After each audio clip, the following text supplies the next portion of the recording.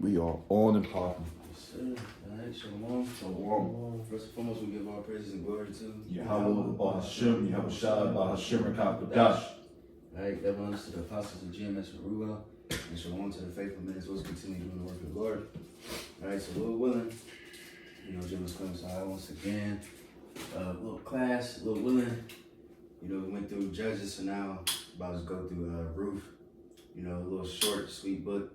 You know what I'm saying? It's a very spiritual book and it's funny too. I was just thinking earlier today, like when I was a Christian, I remember Fantasia Christianity.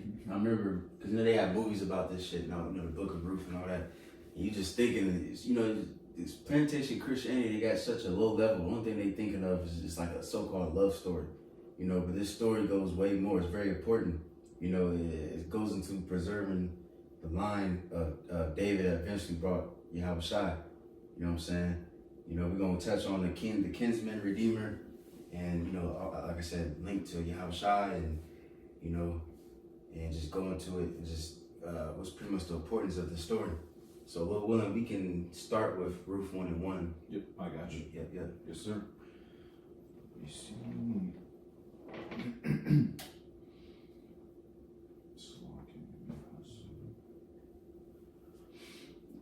This is Ruth, chapter 1, verse 1. It says, Now it came to pass in the days when the judges ruled that there was a famine in the land, and a certain man of Bethlehem, Judah, went to sojourn in the country of Moab, he and his wife and his 2 sons. Right, so we're still in the time frame of the judges. It don't say specifically which judge was ruling at this time. But it's in that time, but you got it. Verse 2, and the name of the man was Elimelech, and the name of his wife Naomi, and the name of his 2 sons, Mahlon and Chilion. Ephrathites of Bethlehem, Judah, and they came into the country of Moab and continued there. And Elimelech, Naomi's husband, died, and she was left and her 2 sons. And they took them wives of women of Moab. The name of, the name of the one was Oprah, and the name of the other Ruth, and they dwelled there about 10 years. And Mahlon and Chilion died also, both of them, and the woman was left with her 2 sons and her husband. Then arose with her daughters in the law that she might return from the country of Moab, for she had heard in the country of Moab how the Lord Yahweh had visited his people and given them bread. Wherefore she went forth out of the place where she was and her 2 daughters-in-law with her, and they went on the way to return unto the land of Judah. And Naomi said unto her 2 daughters-in-law, Go return each to her mother's house. The Lord Yahweh deal kindly with you, as ye have dealt with the dead and with me. Right, because, this is a beautiful story because, you see, all the husbands died and it's just, the mother-in-law and the daughters-in-law. So they don't really have nothing, you know what I'm saying? So, but, then there's that kinsman redeemer that's going to redeem everything, you know what I'm saying? And pretty much restore everything. You see, because now they don't have shit. Yeah. They threw. And it's a famine. It's just mentioned in the first verse is a famine. You see, so you got it. Smack. Gone. Damn. That shows you that you women, you need us. We don't need you bitches, man. Verse 9, the Lord grant you that ye may find rest, each of you in the house of her husband. Then she kissed them, and they lifted up their voice and wept. And they said unto her, Surely we will return with thee unto thy people. And Naomi said, Turn again, my daughters. Why will ye go with me? Are there yet any more sons in my womb, that they may be your husbands? Turn again, my daughters, go your way, for I am too old to have an husband. If I should say, I have hope, if I should have an husband also tonight, and should also bear sons. That was a gift. Would ye tarry for them till they were grown? Will ye stay for them from having husbands? Nay, my daughters, for it grieveth me much for your sakes. that the hand of the Lord Yahweh is going out against me. Right. See, and real quick, this is another quick little point, because it shows you that they understood that if something happens, that it was coming from the Lord. Mm-hmm. You know what I'm saying? Good or evil. Mm-hmm. This is another example. She said the Lord did this. She understood the Lord took out all the husbands, you know, and that's the situation they're in. Man. You know? Yeah. But you got it. Verse 14, and they lifted up their voice and wept again, and Oprah kissed her mother-in-law, but Ruth clave unto her, and she said, behold, thy sister-in-law is gone back unto her people and unto her gods. Return thou after thy sister-in-law. And Ruth said, entreat me not to leave thee, or to return from following after thee, for whither thou goest, I will go. And where thou lodgest, I will lodge. Thy people shall be my people, and thy power shall be my power. Right, and we can stop there, you know, because that shows you the faithfulness of Ruth. Mm-hmm. You know, she didn't want to leave that, you know, old lady by herself. You know, she was faithful, and and the Lord's gonna bless her for that. Because Ruth, she was a Moabite. You know what I mean? She was a heathen, but even then, the Lord still blessed her because she still dealt. You know, and that's how it is. You know, certain heathen will help Jake out, and the Lord will look out for them. Oh. You know what I mean? Because what the scripture says, bless those that bless you. You know what I mean? Yeah. Yeah. So Lord willing, now we can just go to that article, the first one. You know what I mean? And jump back and forth from the scriptures from that. You know what I'm saying? Come on, I got it. This is gotquestions.org. It says, who is the true redeemer in the book of Ruth? Answer. It says, a redeemer is one who delivers or rescues someone by paying a price. To redeem is literally to buy out. A kinsman redeemer under the Mosaic law was a male relative who had the responsibility to act on behalf of a relative who was in trouble, danger, or need. The law of the kinsman redeemer is given in Leviticus 25 and 25. Can I give you that really quick? This is the book of Leviticus 25. In verses 25, it reads, if thy brother be waxen poor, and have sold away some of his possession, and if any of his kin... Can you start one more verse up? 24. It says, and in all the land of your possession ye shall grant a redemption for the land.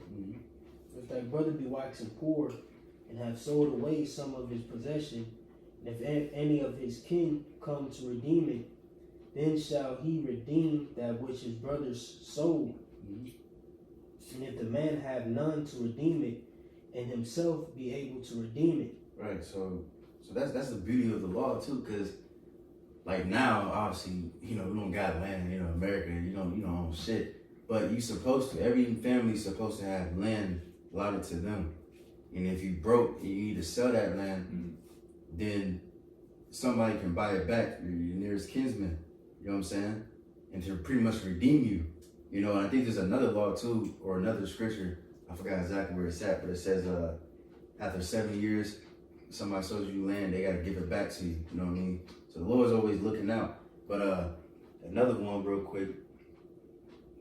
So let me go to my notes. Can somebody get Numbers 27 and 8? Yes, sir. This is the book of Numbers 27, chapter 27, verse. Excuse me, give me I hate this one. Let me see something real quick. Matter of fact, we're gonna say that for later. So like it. But you go keep reading on that thing. Article. It says, if one of your fellow Israelites becomes poor and sells some of their property, the nearest relative is to come and redeem what they have sold. This law is key to how events in the book of Ruth take shape. Right, and real quick too, also there's another law, like for if somebody kills you or somebody kills your family member, you're supposed to avenge that person, the avenger of blood. You know what I'm saying? But we might touch on that too at the end, but you got it. It says Ruth approached, paragraph 2, it says Ruth was the Moabite daughter-in-law of Naomi, a Judean. Both were widowed, and Naomi was being forced to sell her late husband's property due to their extreme poverty. Ruth went to glean in nearby fields to help provide something for them to eat, and she happened to come to a parcel of land belonging to Boaz. And real quick, we can just touch on that real quick. Ruth 2, was it 2 and 3? Yep. It's book of Ruth, verses 2 and verses 3. It says that she went. Shall I just get 2? Yeah, kind of. Oh, you start 1. Yeah, you can start 1. Yeah. It says Ruth 2 and 1. And Naomi had a kinsman of her husband's, a mighty man of wealth of the family of Elimelech, and his name was Boaz. And Ruth the Moabitess said unto Naomi, Let me now go to the field and glean ears of corn after him, in whose sight I shall find grace. And she said unto her, Go, my daughter. And she went and came and gleaned in the field after the reapers, and her hap was to light on a part of the field belonging unto Boaz, who was of the kindred of Elimelech. And behold, Boaz came from Bethlehem and said unto the reapers, Yahweh be with you. And they answered him, Yahweh bless thee.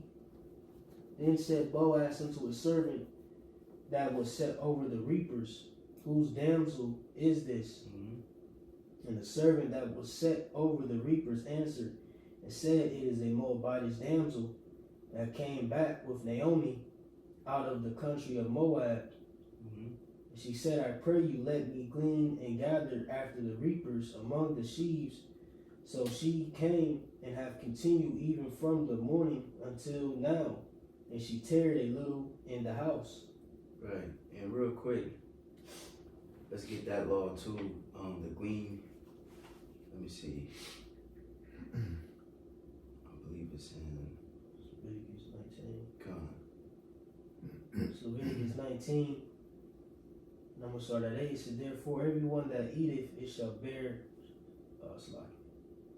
his iniquity, because he hath profaned the hallowed thing of Yahweh, and that soul shall be cut off from among his people. And when ye reap the harvest of your land, thou shalt not wholly reap the corners of thy field, neither shalt thou gather the gleaning of the harvest. And thou shalt not glean thy vineyard, neither shalt thou gather every grape of thy vineyard. Thou shalt leave them for the poor and stranger. I am Yahweh your God. Right, so it was like a little welfare system. Yeah. You know what I'm saying? That she was doing. And, you know, pretty much to sum it up, that next was chapter 2. You know, Boaz found out that she was, you know, family pretty much. And he pretty much showed mercy, like told his servants, leave a little extra out for her. Don't rebuke her. Let her gather. So she pretty much gathered up a lot and brought her back to her mother-in-law. You know what I'm saying? So it's beautiful.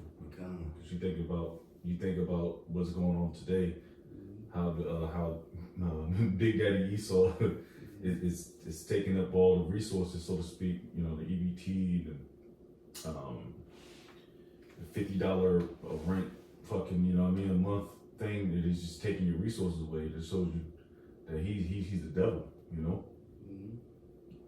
But y'all rely on him too much, you know. Real quick. Let me read this real quick. Isaiah 1:17. Learn to do well, seek judgment, relieve the oppressed, judge the fatherless, plead for the widow. You know, this was in our law. This was in the scriptures multiple times. You know, we should care for the poor. We should care for the widows. You know what I mean? Because this is what's going on. The widows in the ancient world, some of them probably died without children. You know, they was through. So you have to look out for them, for the poor, for the homeless. You know what I'm saying? And there's just other different laws too, where it says don't take the bed from under the poor or something like that. And then I believe you go into like the customs of the scriptures, because like the poor would have like multiple garments, and then they would use the garment for like a blanket, and then pretty much, you know, if you so damn wicked, you would take that shit away from him too. You know what I'm saying? Going into Esau, you know, he takes away he wants even your bed that you lying on. You can't even sleep, you know, in the woods or whatever the case. That shit illegal. You can't even go fishing. You can't collect rainwater. This man wants everything, but according to the scriptures, you're supposed to leave that out for the poor. You know what I mean? But we can go back to the article. Come on. It says, you know, and it's like, but the Lord is just pretty much just building everything up, building up the story for the main, pretty much the main event. The main point is about to come up, but you got it. come on. It says, Ruth approached Boaz and asked him to act on her and Naomi's behalf. Oh, let me see. So I gotta finish this out.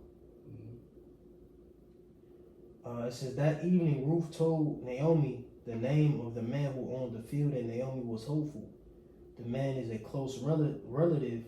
He is one of our kinsman redeemers. It says, Ruth approached Boaz and asked him to act on her and Naomi's behalf as their kinsman redeemer. Ruth 3 and 9. Let me get it. Let me see. Yeah. Let me see though. We might be able to. You start at 7. This is Ruth chapter 3 and verse 7. And when Boaz had eaten and drunk, and his heart was merry, he went to lie down at the end of the heap of corn. And she came softly and uncovered his feet and laid her down. And it came to pass at midnight that the man was afraid and turned himself. And behold, a woman lay at his feet. And he said, Who art thou? And she answered, I am Ruth, thine handmaid. Spread therefore thy skirt over thine handmaid, for thou art a near kinsman. Right, so spread thy skirt over thy handmaid. You know what I mean? Because there's really no, because, you know, what the scholars pretty much, they try to see what that technically means.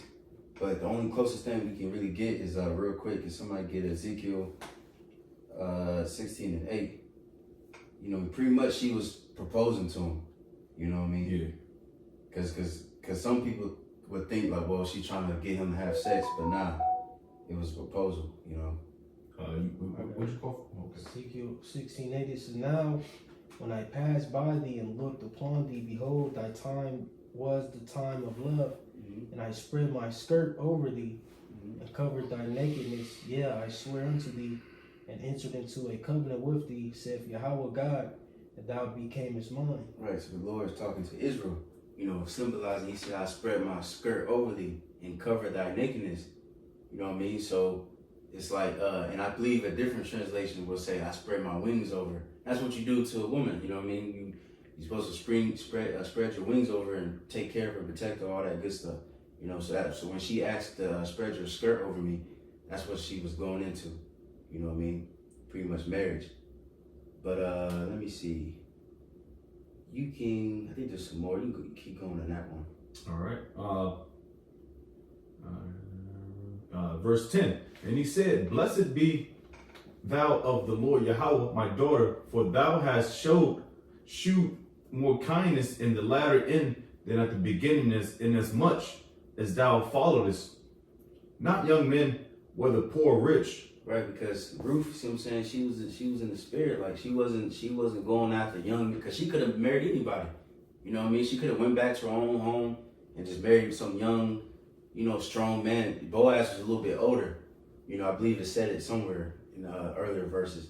You know what I mean? But her mind was like, nah, I'm about to go to him because he's the nearest kinswoman. I'm going to look out not only for myself, but also for my mother-in-law.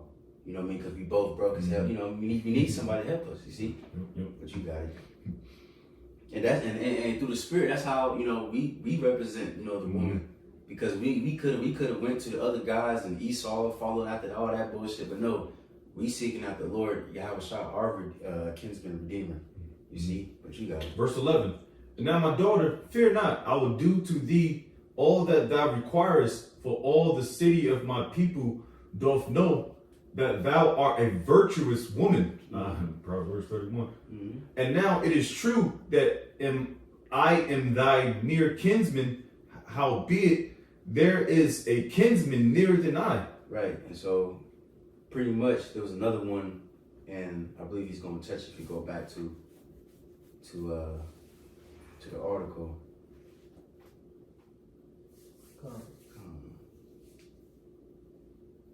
It says, Ruth, I think in paragraph 3 now. Mm-hmm. It says, Ruth approached Boaz and asked him to act on her and Naomi's behalf as their kinsman redeemer. Boaz was willing to purchase their property, marry Ruth, and provide for the two women, but there was a near relative who was first in line for the job. Boaz assured Ruth that one way or another she will be redeemed. If the other relative does not want to redeem you, as surely as Yahweh lives, I will. Mm-hmm. The next day, Boaz went through the legal process to become the kinsman redeemer for Ruth and Naomi. Right, and real quick, I don't believe they touch on it a little bit, but pretty much the other kinsman, he was like, nah, I'm cool, because if I do take her in, it's gonna mess up my inheritance. So he let's touch on that real quick. Taking a shoe and all that. Yeah, yep. Was that what they give you? Oh, Ruth 4.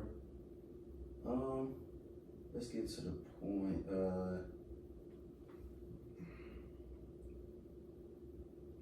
Let me see. You can start at 5, but pretty much he gathered up 10 elders and sat on the gate, by the gate, and they was discussing who's going to take on this responsibility. But you got it. This is Ruth chapter 4 and verse 5.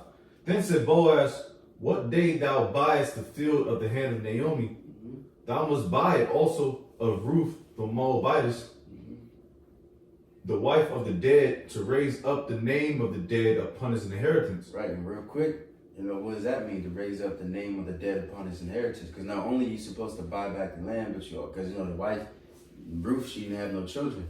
Mm-hmm. So now we can go into that law. What is it? I believe it's Deuteronomy 25 and 5.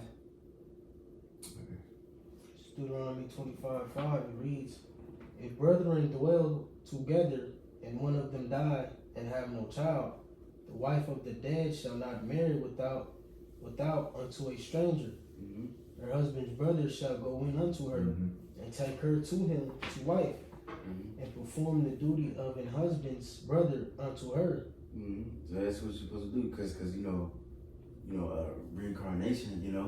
If that brother dies, you gotta bring him back. You know what I mean? Matter of fact, one more verse, because it's gonna go into that. And it shall be that the firstborn which she beareth shall succeed in the name of his brother, which is dead, that his name be not put out of Israel. Mm-hmm. Right. So his name should not be put out in Israel. And that's why in the book of Genesis, who was that?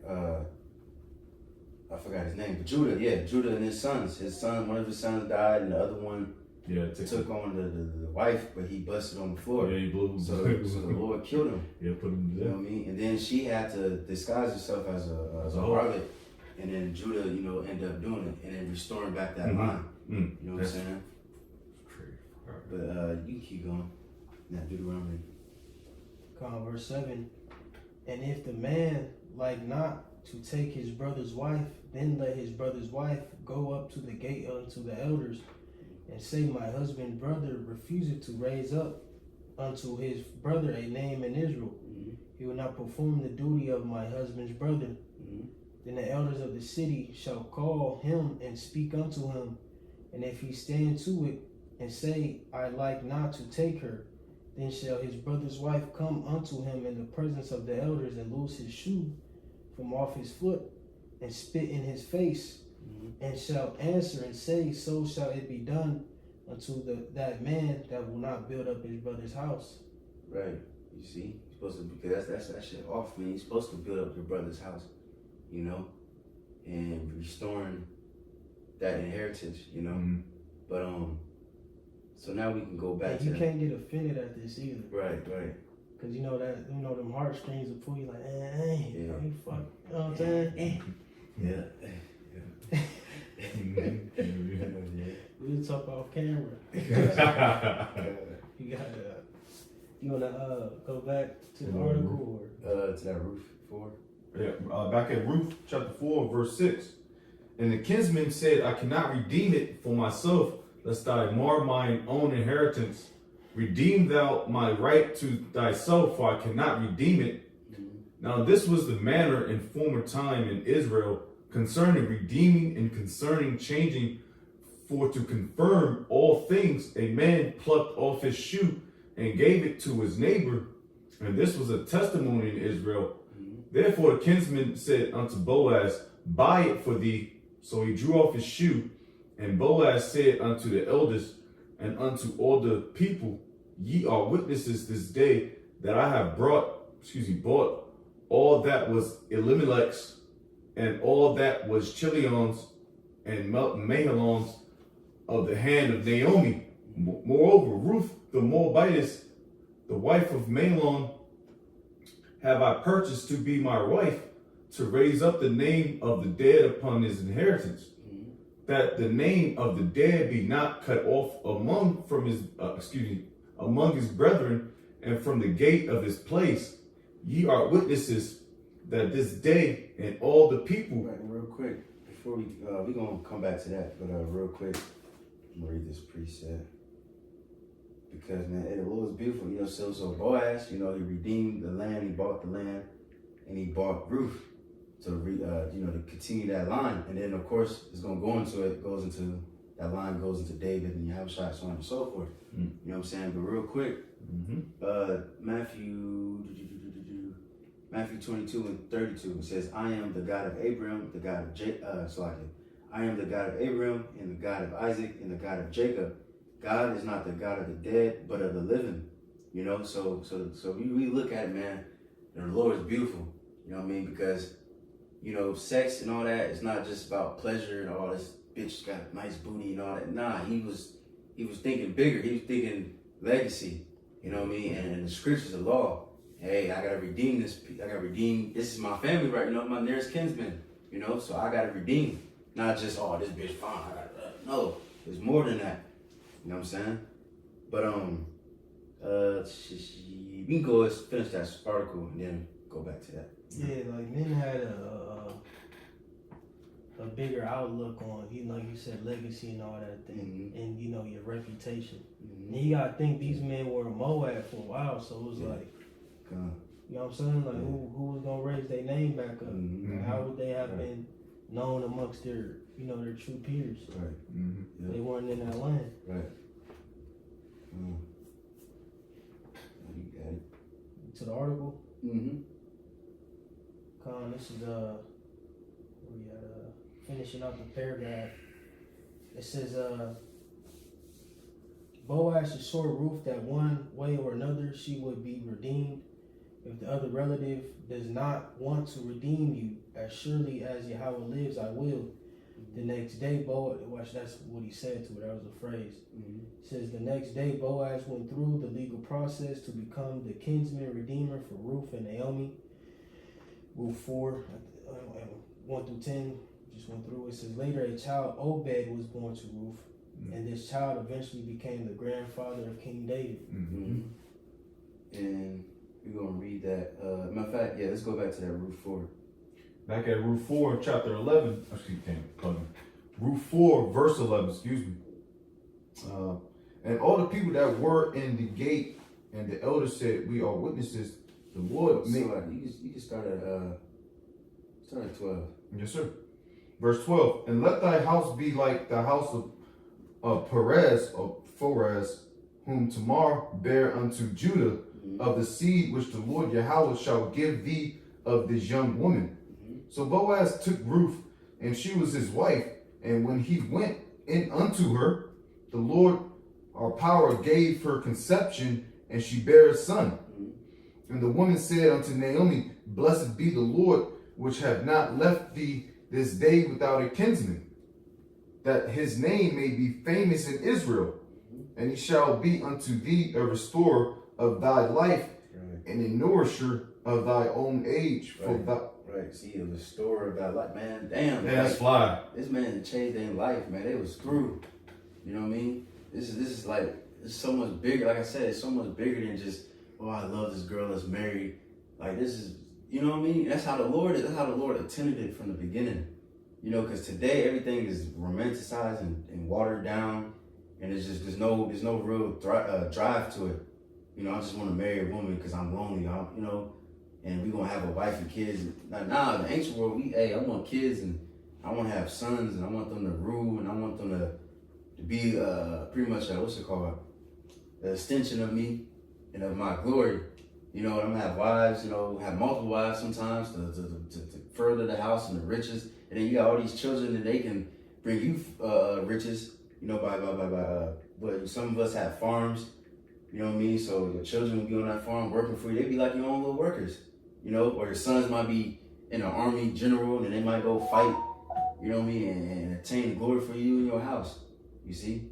But anyways, you got it. Yeah, then you got niggas like what's his name? Kevin. Magic Johnson. Oh yeah. He got his son. This nigga 6'8", and he's even wearing stilettos and shit, man. Through. Yeah. Fuck this whole lineage up, man. Yeah. Yeah. Crazy. Yeah, that's crazy. And it is. Excuse me. But so like when you were saying that, I was thinking like other like celebrities like Mike Tyson, you know. That nigga, he said like his sons don't want him in boxing at all, you know, just do something else. But you should be telling you know what I mean? Because your children, they gonna grow up, especially if you're famous, they gonna be looking up to you. They might want to do something that you're doing. Or you might be a boxer, I want to be a boxer too.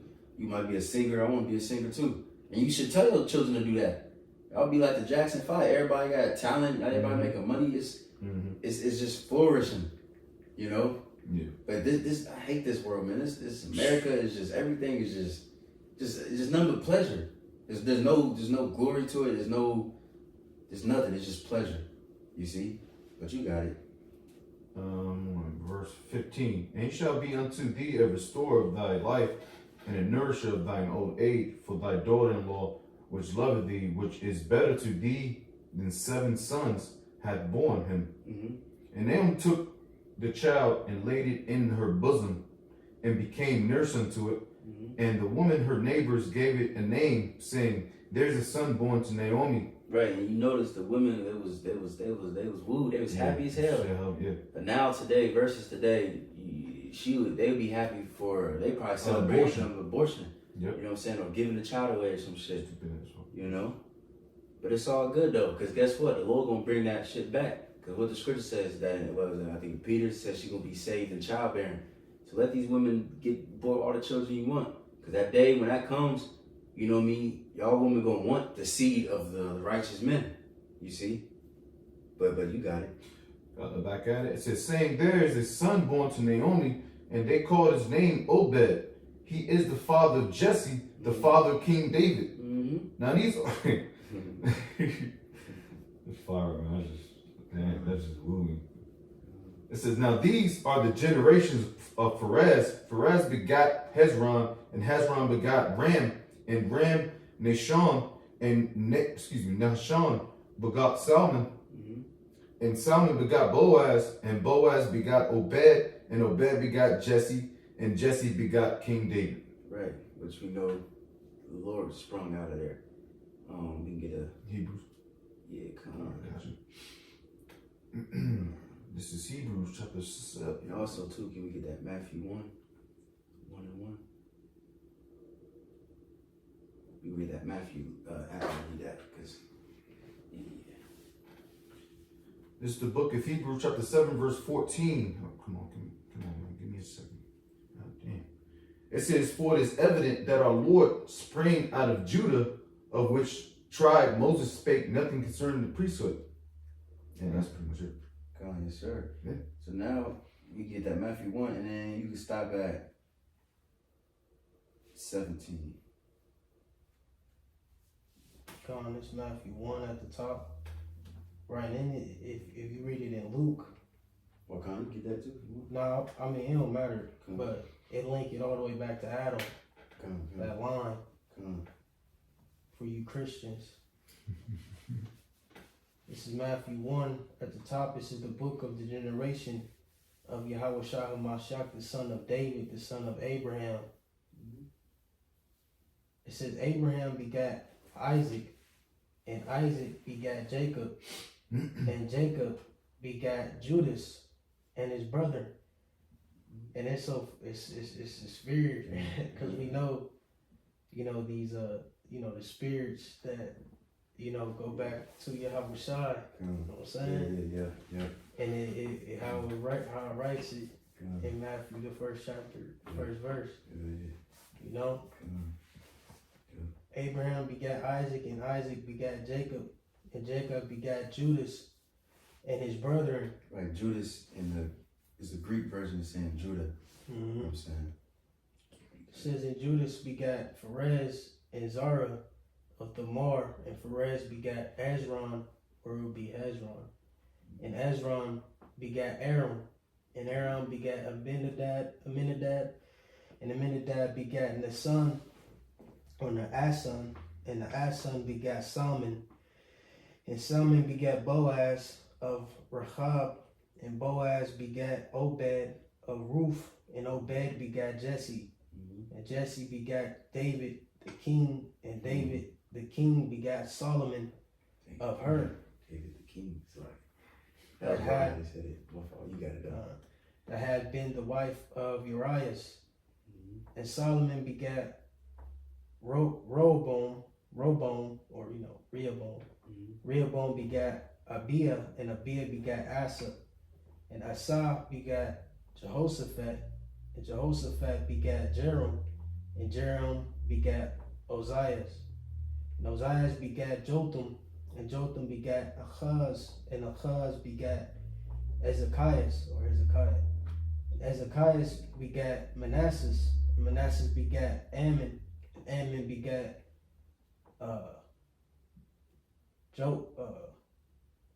Josias. Josias begat Jeconias and his brethren about the time they were carried about to Babylon. And after they were brought to Babylon, Jeconias begat Salathiel, and Salathiel begat Zerubbabel. Zerubbabel begat Abiud, and Abiud begat Eliakim. Eliakim begat Azar, and Azar begat Sadak. Sadak begat Achim, and Achim begat Eliud. And Eliud begat Eleazar. Eleazar begat Methan, and Methan begat Jacob. And Jacob begat Joseph, the husband of Mary, of whom was born Hamashiach, Yahweh Shai, in whom was born Yahweh Shai, who is called Hamashiach. Right, you see. So that just shows you the point, it mentioned Ruth, you know what I'm saying, and Boaz, and of course, like I said, Yahweh Shai. And it says what? And Jacob begot Joseph, the husband of Mary. So that shows you too that Joseph was the actual father of Yahweh Shai, not an angel. You know what I'm saying? But so now we done with that. We can just, last but not least, did you read that part that says the theme of redemption? What, the article? Yeah. I think I did. Let me see. I read 3 paragraphs. Can you read where it says the theme of redemption? The one after the Ruth 4, and then you just skip to perspective 4. And you're done with that. You got it. So the theme of redemption found throughout the Bible is central in the book of Ruth. In studying Ruth, some raise a question of who is the true redeemer in the story. The answer depends on the perspective one takes. Right, because it goes into Boaz and Ruth and all that. But, Boaz was the physical, literal king's redeemer, but it symbolized Yahweh Shai. So we can go to perspective 4. Perspective 4 reads, it says, Yahweh is the true redeemer in the book of Ruth. We know that the Lord God is the ultimate redeemer. Psalms 106:10. Can you read that one, and then Can you get Isaiah 48:17? And I'm just gonna read that Galatians 3. Want that first? Yeah, it don't matter, whoever. Oh, I got that time. Isaiah chapter 48, verse 17. Thus saith the Lord Yahweh, thy Redeemer, the Holy One of Israel. I am the Lord thy power, which teacheth thee to profit, which leadeth thee by the way that thou shouldest go. Mm-hmm. Right, Most High is our Redeemer. And then what Yahweh said, he said, the Lord gave everything into my hands. You know, even the believers, he said, the Lord gave them into my hands and nobody can pluck them out. Mm-hmm. You know, so Yahweh, he's our nearest kinsman redeemer. You see? But you got that Psalms? Psalms 106:10 it says, and he saved them from the hand of him that hated them, and redeemed them from the hand of the enemy. Mm-hmm. Redeemed, you know. But I'm gonna get this. 1 Peter 1:18. It says, for as much as you know that ye were not redeemed with corruptible things as silver and gold, just like Boaz, that was a physical, literal example. You know what I'm saying? But we know all examples in the scriptures is first spiritual. You know what I mean? Like even like the holies of holies, you know, things like the high priest. You know, we got a high priest in what? In the heavens, just like we got on the earth. Right? But it says, you were not redeemed with corruptible things as silver and gold from your vain conversations received by tradition from your fathers, but with the precious blood of Mashiach, as of a lamb without blemish and without spot. You know what I mean? So this time the Lord redeemed us through his blood. You know what I mean? You know, his sacrifice on the cross. And real quick, I got one more scripture. Get somebody, it's the one where it says you were bought with a price. I know it's in the New Testament somewhere. Say it again. You was bought with a price. Like your body's not your own. And then whatever else y'all got, then we can close out. This is 1 Corinthians 7:23. It says, ye are bought with a price, be not ye the servants of men. Mm-hmm. Right, we was bought with a price, man, and the Lord paid that price. You know, with Let me that, read one up, but Salaki. gone. It says, verse 22, it says, for he that is called in the Lord, being a servant, is the Lord's free man. Mm-hmm. Likewise also, he that is called, being free, is Hamashiach's servant. Mm-hmm. Ye are bought with a price, be not ye the servants of men. Gone. What he said, the truth gonna set you free. You gonna be free indeed. You know. But then just like Boaz bought Ruth, Yahushua bought us. He said, "What appeared to you? The Lord is a chaste virgin." You know. So Lord willing, you know, that's pretty much. Anybody got anything else? Nah, I'm good. Come.